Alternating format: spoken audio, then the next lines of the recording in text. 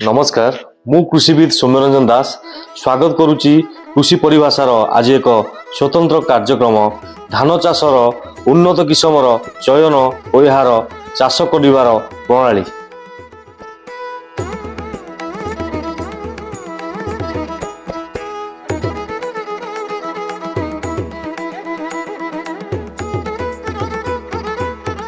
आपण माने जानिचंती खरीफ ऋतु वर्तमान आसी मुंड उपरे एवं सबु चाषी भाई चिंता केउ किसमर धान बिहन भेराइटी आमे चूज करिबा एवं केउ प्रणाली रे याकु चाष कले कम समय रे कम खर्च रे अल्प सार रे एवं कम रोग पोक लागुतिबा सहनशील भेराइटी चूज करिबा जहा माध्यम रे आमे अधिक रु अधिक अमलक्षम होई परिबा।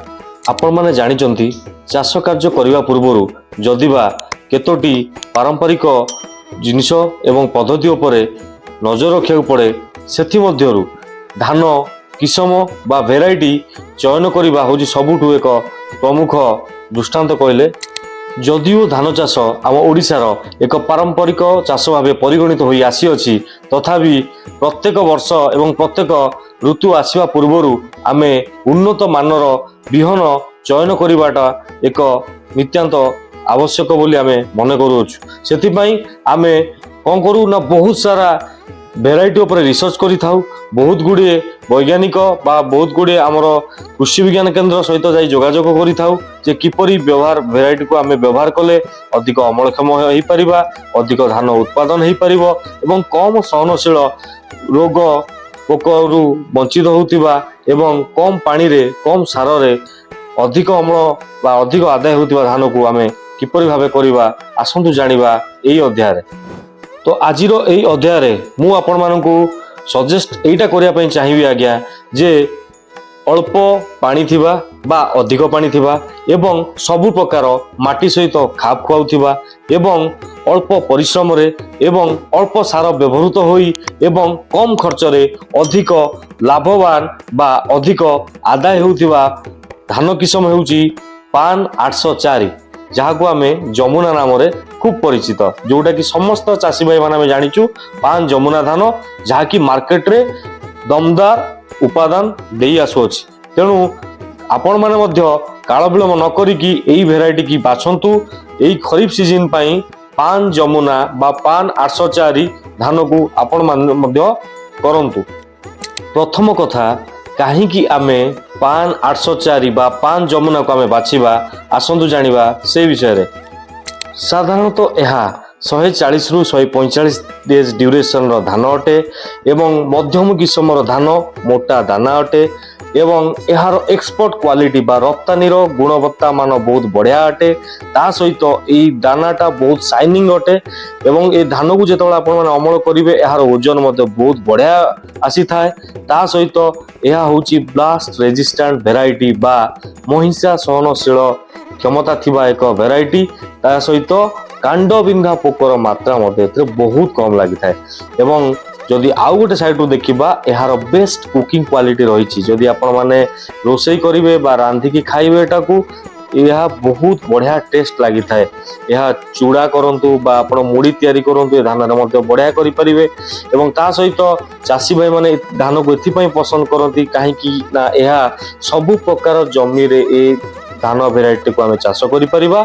ता सहित अल्प खर्च रे कम पानी रे एवं कम सार औषध रे हेई पारुतिबा एकमात्र भेराइटी जहार ना हैला पान 804 बा पान जमुना।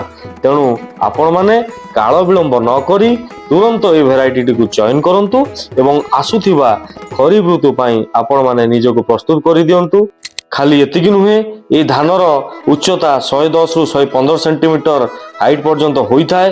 ता सहित ए धानर मिनिमम अमल सर्वनिम्न अमल क्षमता होउची 20 रु 25 क्विंटल एकर प्रति एवं मैक्सिमम बा सर्वाधिक अमल क्षमता होउची 25 रु 30 क्विंटल एकर प्रति होई थाए एवं आपनकर एक्चुअली जदि कंपनी क्लेम हिसाब रे देखिबा सर्वाधिक 40 क्विंटल एकर प्रति मध्ये धान को आमे अमलक्षम करि पारिबा।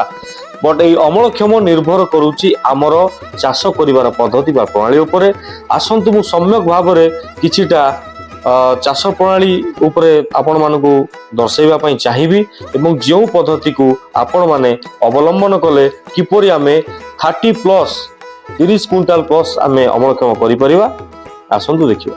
ଯେହେତୁ ଏଇଟା ହେଉଛି 140ରୁ 145 ଦିନର ଭେରାଇଟି, ଆପଣମାନେ ଚେଷ୍ଟା କରିବେ 21 ଡେଜ୍ ଆଫ୍ଟର ସୁଇଂ, 21 ଦିନ ଧାନ ତଳି ଘେରା ରେଡି ହେଇଥିବା ପରେ ଧାନକୁ ନେଇକି ମୁଖ୍ୟ ଜମିରେ ରୋପଣ କରିବା ପାଇଁ।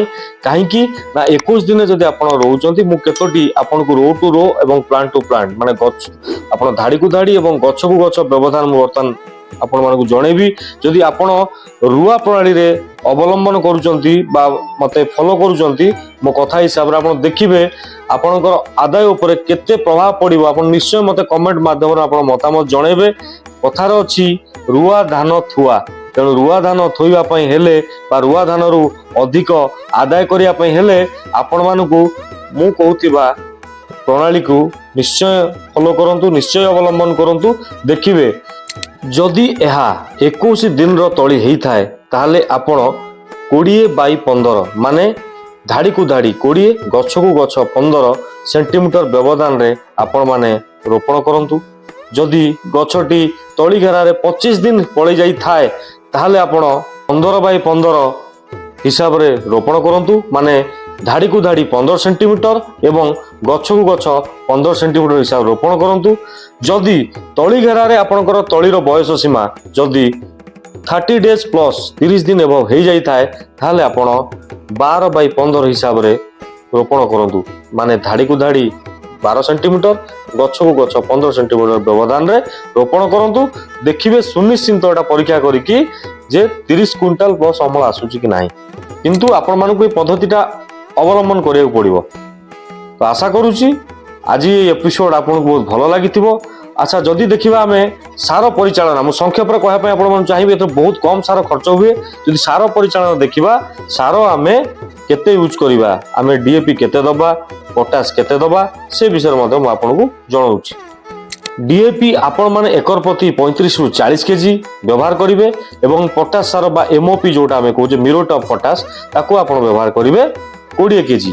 ଏବଂ ତା ସହିତ ଯେତେବେଳେ ଗଛର ବୟସ ସୀମା ବା ଡବଲ ସାର ଯେତେବେଳେ ଆପଣ ଦଉଛନ୍ତି 21 ରୁ 25 ଡେଜ୍ ଯେତେବେଳେ ଆପଣ ରୋଇବା ପରେ ଗଛକୁ ହେଇଯାଉଛି ବୟସ, ସେତେବେଳେ ଆପଣ ଯେତେବେଳେ ଡବଲ ଚାପାଣ ବା ଡବଲ ସାର ଯେତେବେଳେ ଦଉଛନ୍ତି সেই ସମୟରେ ୟୁରିଆର ମାତ୍ରା 1/3 1/3 ଦେବେ, ମାନେ ଆପାତତଃ 10ରୁ 12 କେଜି ୟୁରିଆ ଆପଣ ଦେଇପାରିବେ। ଏବଂ ତା ସହିତ ରିଜେଣ୍ଟ ଅଲ୍ଟ୍ରା ଆପଣ ଦେଇପାରିବେ।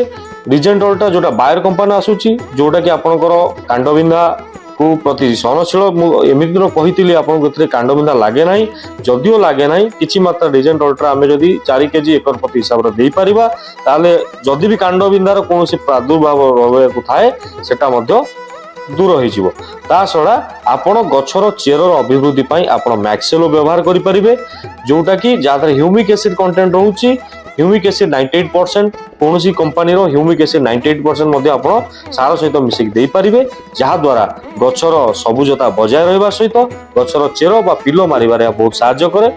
ତ ଆଶା କରୁଛି ଏ ସମ୍ପୂର୍ଣ୍ଣ ବିବରଣୀ ପାନ୍ 804 ବା ଯମୁନାର ପ୍ରଣାଳୀ ଉପରେ ଆପଣମାନଙ୍କୁ ଏଇଟା ହୁଏତ ସାହାଯ୍ୟ ହେବ। ଯଦି ଭିଡ଼ିଓଟିକୁ ଲାଇକ୍ ସେୟାର ସବସ୍କ୍ରାଇବ୍ କରିନାହାନ୍ତି ତାହେଲେ ପାଖରେ ଥିବା ବେଲ୍ ଆଇକନ୍ଟିକୁ ଦବାଇ ଦିଅନ୍ତୁ ଏବଂ ଲାଇକ୍ ସେୟାର ସବସ୍କ୍ରାଇବ୍ କରିଦିଅନ୍ତୁ। ଧନ୍ୟବାଦ।